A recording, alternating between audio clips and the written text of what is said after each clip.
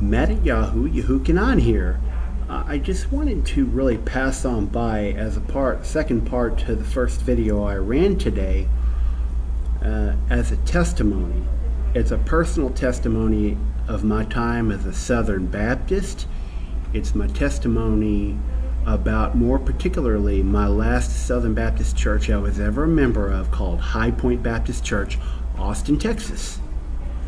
I'm going to speak names, and I'm going to tell you exactly what happened to me, and I'm going to tell you exactly what I believe they are. Many of you have already heard me talk about Freemasonry, the Jesuit order, Illuminati, all that. One of the things I want to let you know about right now is that what happened to me during my time at Highpointe Baptist Church, Austin, Texas. What really went on. I'm going to tell you the real truth, and I'm going to name the names of the main players and the main characters as best as I can. And I did take notes on this just to be able to follow along a pattern, because I haven't been good at that lately, and I ask you to forgive me for that. Now, many of the things that happened at Highpointe Baptist Church, Austin, Texas, revolved around several people. It was definitely involving the elders. The elders were all complicit in this, and they were all trying to get information out of me, and they were not hardly letting me try to talk to anybody else in the congregation. But there are several things I'm going to let you know right now as far as this regards. First of all, I'm going to name a guy named Samuel, who came out of nowhere, and a lot of things he did do, but one of the things I'm going to say, Juan Sanchez used Samuel to try to intimidate me from my street preaching ministry, more particularly, and from doing any of my own ministry, and to try to keep me in the church after I already tried to get out of the membership in April of 2018, and I'll go into more detail about that later. Southern Baptist churches are quite infamous that if you try to get out of their church membership, you're going to have a hard time doing it. And they're most often going to require you to join another church of like faith. And this is in their constitutions, and this is in their decrees. And I do mean decrees. It's a pretty forceful word, I know, but they call them decrees, constitution, things like this. And that's quite authoritarian itself. That's quite a strong-armed approach to keeping you in their churches. Okay, so Samuel was told several things by Juan Sanchez to say to me. First, Samuel said, "How many people have you led to the Lord? How many people have you led to the Lord?" Trying to say I haven't done anything, or questioning my ministry, or trying to intimidate me from my street preaching ministry, which is where I really believe Juan Sanchez was trying to take this. Okay. Then Samuel said, "Oh, that steeple up there, it's not an obelisk, it's not a pagan object, it's just something that we do to show people we're here and we're a light and all that." And I've already pointed out videos where those steeples are Egyptian Masonic obelisk. They are symbolic of Osiris and Horus and all that. Okay, that Osiris would produce Horus, and of course Osiris is like the Statue of Liberty that was donated by the French Illuminati to our government. And it's part of the Illuminati, the Freemasons, all that. And I'm going to say these kind of things in the videos, even if you don't understand it. Go look for more of that on my videos and other videos that are out there. So that steeple is not what you're saying it is. It's because we want to show you the light. Okay. But I highly detest pagan idolatry, and Highpointe Baptist Church is full of pagan idolatry. Their baptistry, I've already described it. It's pagan, it's anti-Torah, it's anti-gospel. And then Samuel came up to me when I was just in a McDonald's not eating anything one day. He said, Well, the Antichrist is not the Pope. It's not this. It's this thing right here that I never heard of before. Not even Maitreya. It's just some trying to misdirect me. So Juan Sanchez and some was trying to use Samuel to misdirect me, to lie to me, and to try to change my opinion. And I'm going to start off right here by saying that Juan Sanchez is a Jesuit, and he does engage in CIA, MK Ultra mind control. And many of you targeted individuals and other people who are aware of the true issues know this, okay? Juan Sanchez does engage in MK Ultra mind control, and he does it purposefully and willfully to keep people into conformity to his church and what he wants. And he could have allowed me to get out of my church membership right away in April 2017, instead of trying to use Josh Hayward and other people to try to control my opinions, control my mind, and shut me up about the Freemasons, the Jesuits, the Illuminati, the New World Order, everything that you're not allowed to mention in a 501c3. And I will boldly say it, and Juan Sanchez is free to make a comment right on this video, or go to the About section and email me. He has my phone number from Austin, even though I'm not using it right now. He can contact me. Okay, so Samuel, the so-called prophet, right? That's what that was all about, to prophesy to me, to shut up and don't quit this. Number 2, Josh Hayward, former associate pastor of Highpointe Baptist Church and current pastor, as I know it now, current pastor of Kinney Avenue Baptist Church, Austin, Texas. There is a video where I preached out in front of his church to try to show his members that he's a lord over the people. And Juan Sanchez is a lord over the people too. And I have two sets of videos in front of Highpointe Baptist Church. And in the second time I went over there, he called the police on me and lied to me about bomb threats. He lied to me about foul language. I didn't either. But Josh Hayward, first of all, when I first wanted to join the church for some reason, I don't know why, I guess I wanted to give it a last try, he said, when I said, I want to go all over the country and street preach, and what did he tell me? You cannot street preach because you won't be in church on Sunday. You sure won't. You need to be here and listen to what we say, is what he's trying to say. And then when I emailed him and said I want out of, after he said that, I wanted out of the church membership, and he said in an email, which I no longer have, it was erased somehow, who are you going to submit to if you're going to leave this church? Okay. Who are you going to submit to? Well, you don't have to submit to a pastor. You don't have to submit to anybody who tells you you can't do a certain ministry and you can't do these things. So I told him, I'm not going to submit to you because you don't believe in my ministry. But he said, I'm not going to let you out of it because we have to go through this process, right? It's always about a process. It's about red tape. It's about all that. And then when I tried in July 2018, it was a final step.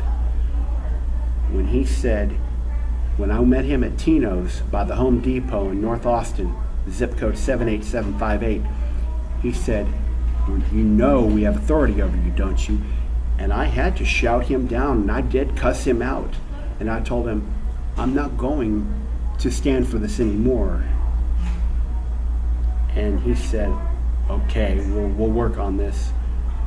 And that was July 2018 at Tino's. Yet, I did text him and I said, you are nothing but a Nicolaitan. You always want to have victory over the laity. And I'm sorry I had to say these things about you, but you needed to hear this, that you don't have authority over me or anybody else who doesn't want to place themselves under your authority. Okay. And then, even after that, he said, well, it's going to be August 9th at the elder board meeting. Then he turned it into the 19th. Then it took till into September to even really tell me officially that your membership's off. Then I said, now I want a confirmation letter that you've actually done it. I want something legal. And before I did all this process, I went to a notary public and I wrote the official letter to the elders and to the all pastors, that if you don't allow me out of this membership, I'm going to enforce legal action and I'm going to sue you for damages. And I really kind of still want to, after all they did to me. Now, you may call this a lie if you don't know what's really going on, but even a Presbyterian pastor in Northeast Austin said that it's hard to get out of the Southern Baptist membership once you're in it. It's like Freemasonry. If you leave, they're going to hound you and they're going to send people at you to get information off you, to try to throw dirt at you and keep you in it. That if you leave, they're going to say things about you and they're going to falsely testify about you. And that's what Juan Sanchez has done, more particularly when I went out in front of his church and street preached and warned the people, get out of this temple harlot system. And also, Josh Hayward was involved in much gossip and slander, and he violated the typical 501c3 practice of confidentiality, or should I say ministerial confidentiality. He gossiped to Juan Sanchez, to Ronald Dass, who has turned on me also. They talked back and forth about what I said to Josh Hayward in a couple of meetings. And I call that slander too. He also tried to send people at me to distract me and say, well, you can do ministry to this person and this person. And I would call that lack of confidentiality also, because he told me about these people, a security guard who was a tall, thin guy, and an autistic child. And he should never have mentioned those things, but he did violate confidentiality. So Southern Baptist pastors talk about people all the time, although they tell you our sessions are private. They're not. Your name is going to be handed over to the CIA, the FBI, the DOJ, local authorities, anything. And they're going to say, you're a mental case, you're a threat. We have to hold this person in a membership for the welfare of the individual, when it's really about liability and keeping you conformity, keeping you submissive, keeping you doing what they want you to do, not your calling. Okay. So I'm going to talk about, I've talked about Samuel. And then, of course, we did all that. I'm going to go to Juan Sanchez now, still the senior pastor of Highpointe Baptist Church. Okay. Juan Sanchez followed me just about everywhere I went. One Sunday morning I went to check out a ministry using technology Sunday school class, and he was not at first there, but when he heard I was in there, boy, you could not see Juan Sanchez get into a room so fast and glue his posterior right on that seat and look at me and stare at me. And I can tell you, Juan Sanchez has had many people, Otis Fields and another elder whose name I can't remember, trying to smirk at me and disapprove of my doctrine that your salvation is not secure. And he has in sermons attacked John Wesley just to get at me, and he's attacked the Sabbath and the feast, which I do observe. And that's one of the other reasons that Josh Hayward denied me from getting out of my membership, because I told him I want to go back to my Hebrew roots. I want to do what my father taught me. And by the way, that church under another pastor attacked my father out of there too for saying the same things I was saying, although those things were never to be mentioned. Okay, so Juan Sanchez was always tracking me. I maintain that Juan Sanchez, either through the elders himself or through other people, and probably through even the government, has spied on my house through cameras that you can watch through your own televisions and through other means, and probably having my house bugged too. He has done that. I'm going to maintain that all the way through the end. until he can disprove it or have a discussion with me about this, because he has refused to have any discussions with me about anything. One symptom that a pastor doesn't care what you believe is that he himself will never want to really engage in a conversation with you. He'll always send other people and never want to do it himself. He'll never lift his own finger. And Juan Sanchez never wanted to speak to me. In fact, on one Saturday during some conference, I tried to shake his hand and he kind of pulled his hand away and kept walking. So he was shunning me too. And this is another symptom of MK Ultra mind control, to try to make you feel shunned so you'll desire to be like them and desire to be wanted like them. But when you follow Christ, you cannot be that way. You have got to resist the flow, the general flow. But Juan Sanchez, in a sermon one Sunday, 2 days at, I was on a Friday, I had eaten too much ice cream. I'm not going to tell you, I'm not going to confess my sins. And on Sunday, he mentioned something in the sermon that said, "Oh, I ate too much ice cream." And you know, if the man is not full of the Holy Spirit, you know he's gaining advantage over his members, not just me or anybody else. He's gaining advantage of them through technology to spy on your house, to spy on you, to bug your house, to video your house, and try to hold it against you if you dare leave. And this is how most Southern Baptist churches, if not almost all of them, or all of them are. You want to leave their church, you don't want to show up and tithe, they're going to do this to you. And this is really true of most churches, really, especially 501c3. And then, I already told you, he sent Samuel to try to tell him a lot of things, like about the obelisk, the steeple. Samuel said one day, again, well, the Antichrist is not the Pope, it's this and this and this. He said, well, the mark of the beast isn't a microchip, it isn't this, it's this, we just don't really know. So you're not allowed in a 501c3 church to have your own opinion about the New World Order, about the mark of the beast, about anything. And in fact, in 2017, I had heard him talk about Revelation 13, and he was going through the book of Revelation. And he said the same things in the sermon on chapter 13 that Samuel was sent to go tell me.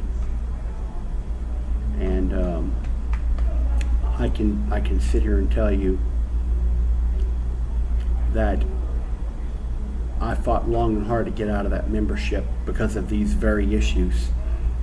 And you know, he even said to me in October 2018, get mental help, go take your medications. And I told him, I'm not going to take my medications. I got free from them, and you're never going to put me on them. And I'll sue you if you ever say things about me that you said ever again. I will sue you, and I will sue your church, and I will own your church.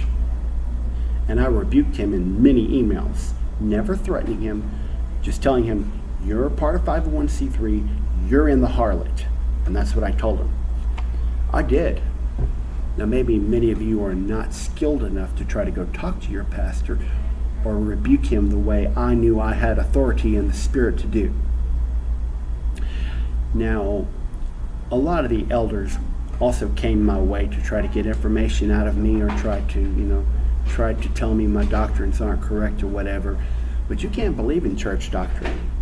I've already had videos showing that Juan Sanchez is in the Jesuit order, is a Freemason.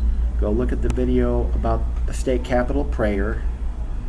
Go look at, he believes that people who want to worship on the Sabbath and celebrate the feast days and observe the feast days and obey the Torah, believes that that's legalism that I'm using in order to be saved by works, when you know that your church is most inevitably trying to get in good with your church is inevitably a doctrine of works salvation by itself, because you have to tithe in order to be in good and to be one of the Sunday school teachers.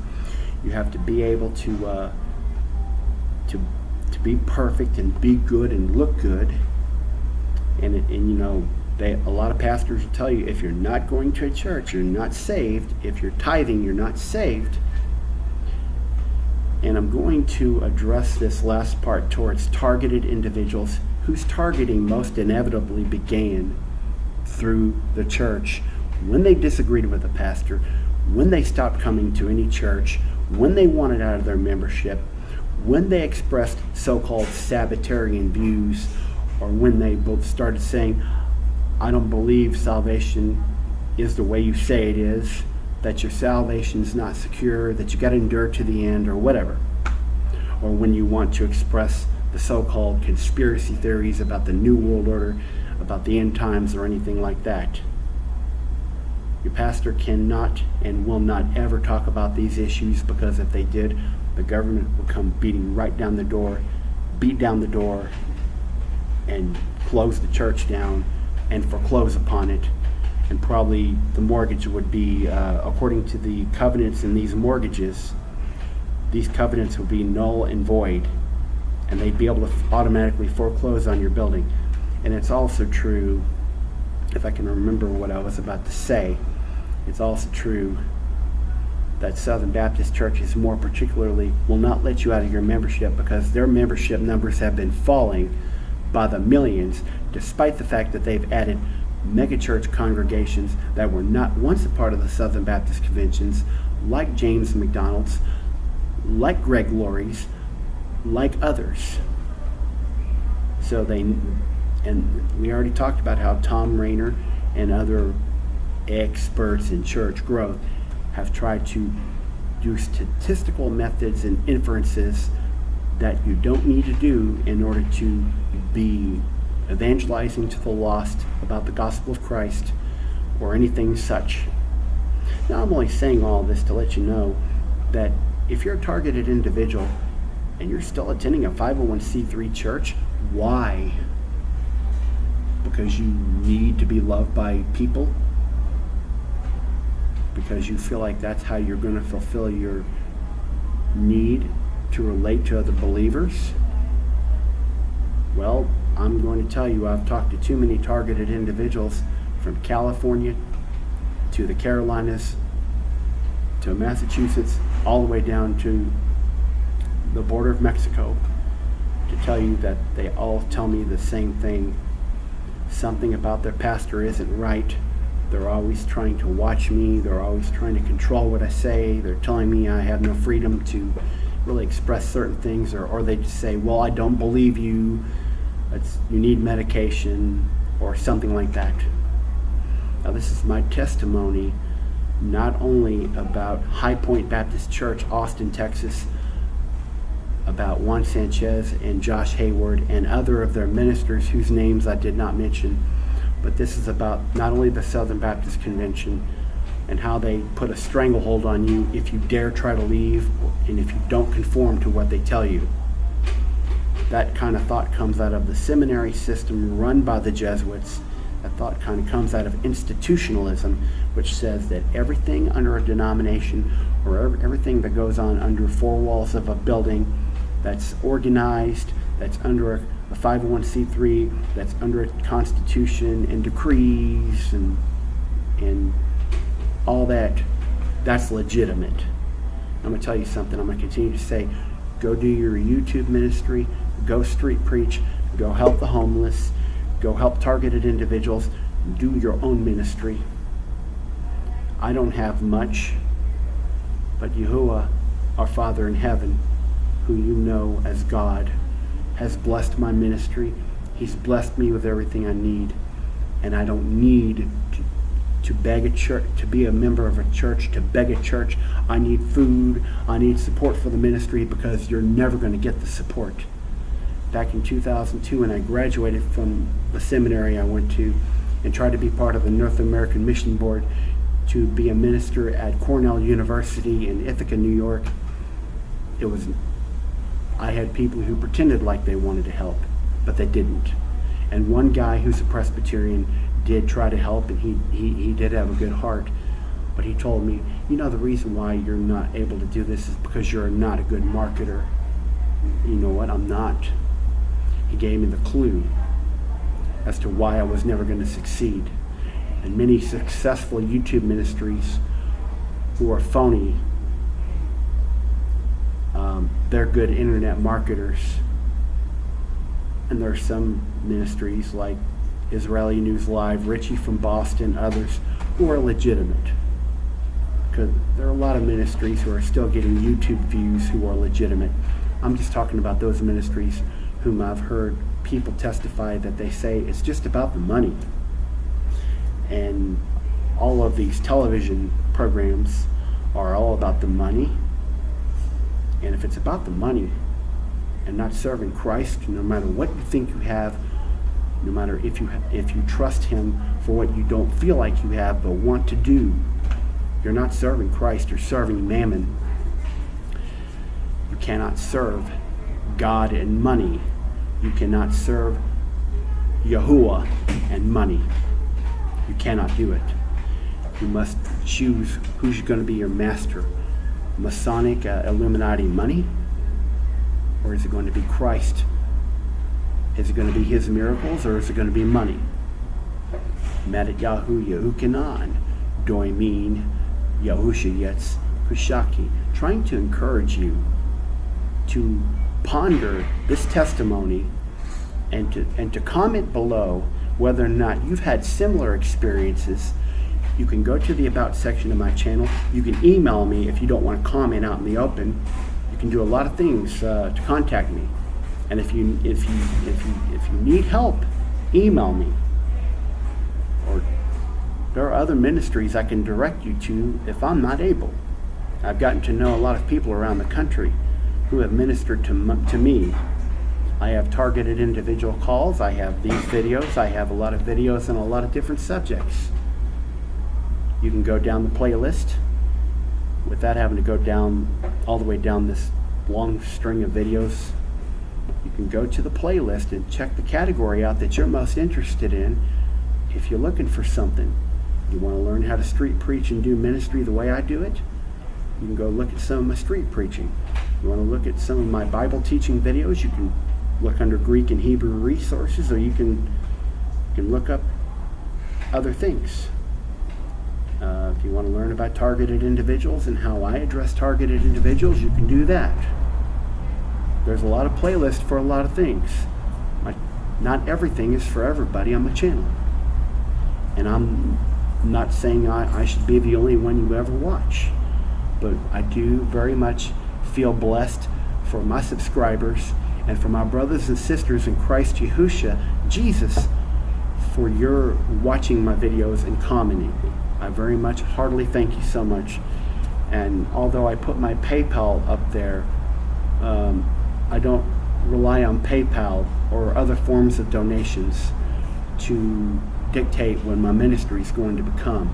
And I will never do a backroom handshake deal and sell you out, ever. That's my pledge to you, that I'll never sell out to the Freemasons, the Illuminati, the Jesuits.